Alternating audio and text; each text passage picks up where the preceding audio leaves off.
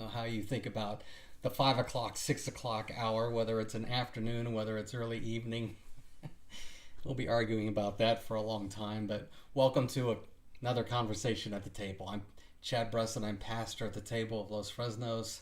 It's Friday. It's Charo Days in Brownsville, and I hope that at some point this weekend you're able to enjoy some of the festivities that are going down at downtown Brownsville. It's a great weekend, one of the highlights of the year here. It's hard to believe it's been a week since the rodeo. I was thinking about that today. We'll talk about that in a second.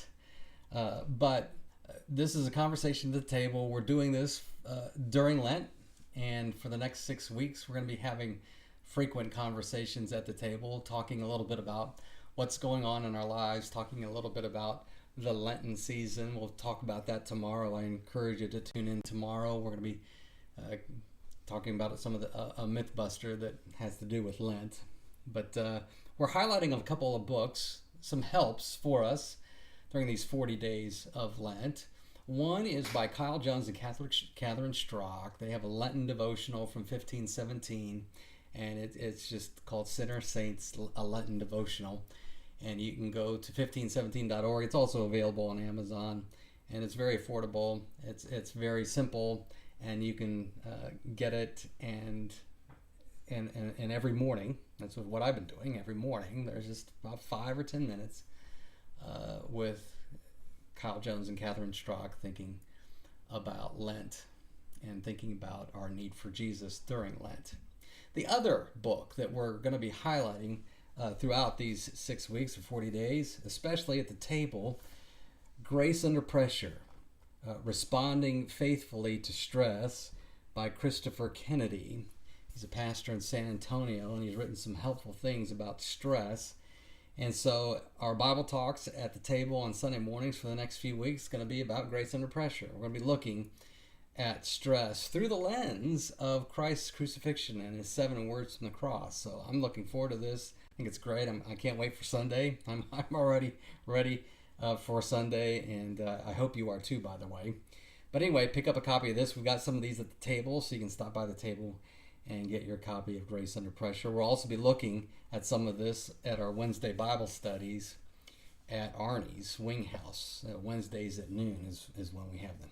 We're also going to be, again, doing some of this and looking at some of this during our conversations at the table. One of the nice things that Christopher Kennedy has done is that at the end of every chapter, there are some pretty cool discussion questions. So maybe we'll highlight a few of those. And then if you have questions, leave them here on Facebook or YouTube, and we'll get to your questions, and maybe we'll spend an entire conversation at the table regarding those. But stress is a big deal. That's why we're going to spend some time thinking about stress. We spend billions every year here in our country trying to manage and cope with stress. And that's why Christopher Kennedy has written this book.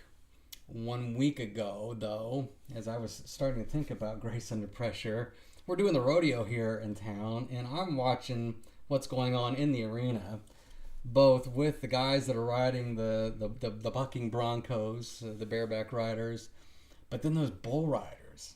Wow. Those bull riders, they really bring out the awe in us. In fact, it was interesting on Sunday. I was watching some kids get their autographs. I was back where the riders were, and a couple of bull riders walk through, and the kids just want to get their autographs and pictures taken. It was a great moment, and to see their faces, those kids' faces, they were in awe. So was I. And what makes it awe-inspiring, those bulls are just massive, big beasts, and they could hurt you. In fact, one of the guys was injured on Saturday. He's okay now, but it was a reminder about the risk that these guys take. But those guys get on that bull, and the goal is to stay on the bull. And so they do, or they try. There's a lot of stress in that entire bull ride. From the moment that they get on the bull behind the gate to the moment they're on the bull and then riding the bull and then being thrown off the bull. A lot of stress points. Physical stress, obviously. There's also some psychological stress. And there's also some fear. It's part of the psychological stress, I suppose. All that's going on. A lot of stress. Well, that bull riding is a microcosm of life. The stress point that those cowboys are feeling while they're riding, and the feeling they're about to get thrown off, and then they do get thrown off, and then they feel the pain of landing and then having to pick themselves up. All of that stress that happens to us in life. And so life is like this raging bull that is trying to buck us off, and it creates a lot of stress. And a lot of times, the way we manage our stress and cope with stress, we're figuring out how we're not going to get thrown off. And life is just constantly throwing us off. We're having to pick ourselves up. And there's pain in the ride. There's pain that life is giving us. And there's pain when we're picking ourselves up. We're trying to tame life. Stress isn't sinful, but sin can become part of stress when we start trying to win at all costs. When we begin to think that taming the bull of life is the goal, and so that's what we have to do, and we spend our time, we spend our energy, bad things happen when that becomes the focus of life. Trying to tame the bull, and so that we can say, I beat the bull, so that I won, the bull lost, that life is under my control. And that life is hunky-dory because I've got everything going the way I think it should be going in my life. And we begin to think that way. And that becomes a problem for the way we think about life. And even the way we handle stress. It's not good. Stress is real. And we feel that challenge. Our nation's psychologists have told us that stress is a national epidemic. 77% of us experience stress on a regular basis. 48% of us have a hard time going to sleep at night because of stress. And stress isn't simply causing a lack of sleep. And it's not simply because of a lack of sleep. It's like this vicious cycle. But we get stressed because of broken relationships. And then the stress feeds into the broken relationships because we don't handle the broken relationship properly because we're stressed. It's causing stress, and then we're creating more stress for whatever is going on in that relationship. Finances is a big deal. Finances cause stress, and then because we're stressed by finances, we make bad financial decisions, and the cycle just repeats itself. In the midst of all this, that raging bull, the bull that wants to throw us off and is constantly throwing us off, this stress, Bible provides hope for it, and in the midst of it all is Jesus himself. In fact, that's what we're going to be talking about over the next 40 days. It sounds simplistic. It's not. Stress is very real, and it's also very complex and very difficult. But the Bible provides hope, and provides hope for stress in Jesus. There's an interesting conversation between Jesus and Paul, the great missionary, that he writes about. He writes to a church in Corinth, and Corinth is providing Paul a lot of stress. But Paul himself is undergoing some personal stress, and we're not exactly sure what that is. There's a lot of speculation as to what it is. It's some have thought it's something physical.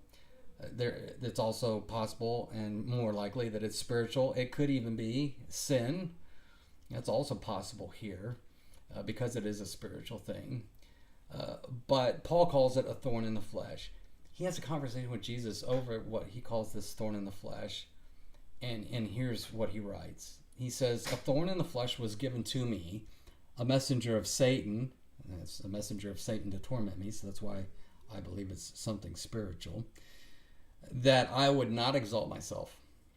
Concerning this, I pleaded with the Lord 3 times that this thorn in the flesh would leave me. But he, the Lord, Jesus, said to me, 'My grace is sufficient for you, for my power is perfected in weakness. Therefore, I will most gladly boast all the more about my weaknesses, so that Christ's power may reside in me.